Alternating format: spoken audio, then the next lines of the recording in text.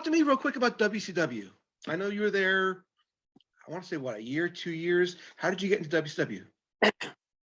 I was, well, of course, George South and Italian Stallion, that's who trained me.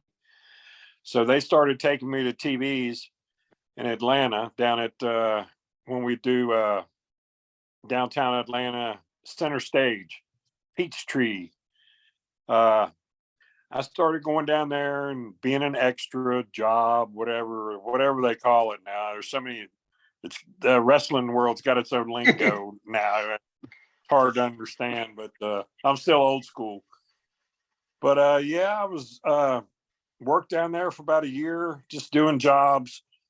Worked Eric Watts one night, and Cowboy, his dad, Cowboy Bill Watts, had just took over, and him and Dusty were running everything.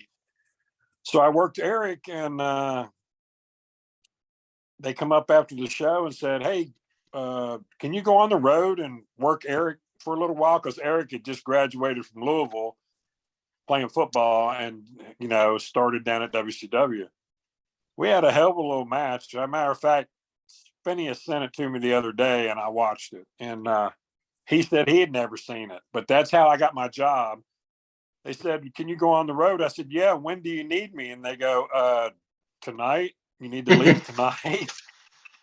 So lo and behold, I jumped in the car with Arn Anderson and did a week, did a loop, ended up riding with Harley and Harley Race and Barbarian and Hercules Hernandez. And here I was, this scared green kid, backseat with Barbarian.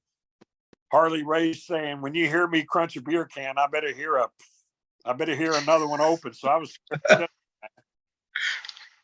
that's how that got started. And they brought Phineas up, which was supposed to be Bob Cook was supposed to be my partner. A lot of people don't know that story, part of the story. But yeah, me and Tex were talking about that the other day.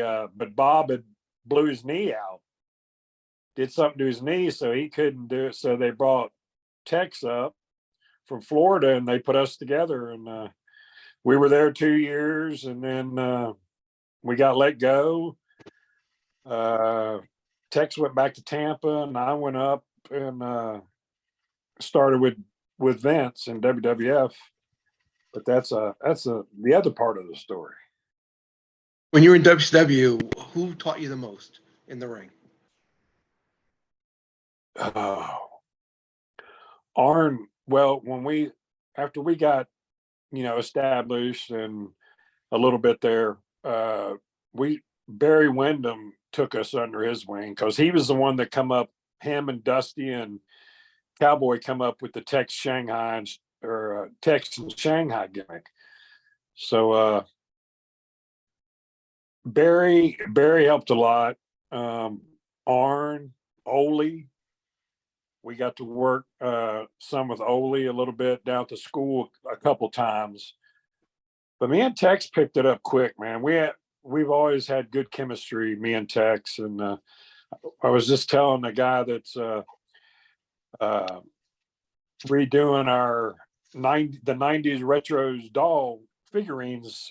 They're coming out now. And I was just talking to my buddy that's doing them for us today, how me and Phineas are a 1% tag team, because a lot of the guys we do work with and work for say, "Man, we've heard horror stories about some of the tag teams hating each other." And I said, "Yeah, me and Tex is a 1%er. So we've gotten along for 31 years.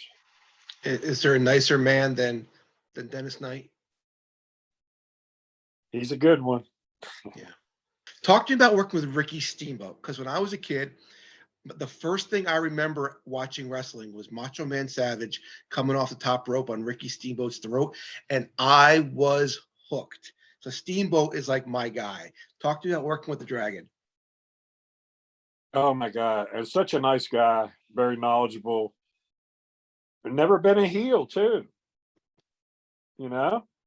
Only a handful of guys have never been a heel. And he's one of them. But yeah, we got to work him and Shane Douglas down in WCW when we were doing the Texan Shanghai thing.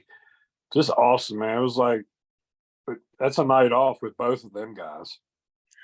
But yeah, I was just with Ricky at Heroes and Legends show in Pigeon Forge, Tennessee last year, and we got to talk because he moved. He lives on the other side of Knoxville now. What was it like working with the top WCW guy, Sting? Yep, awesome guy.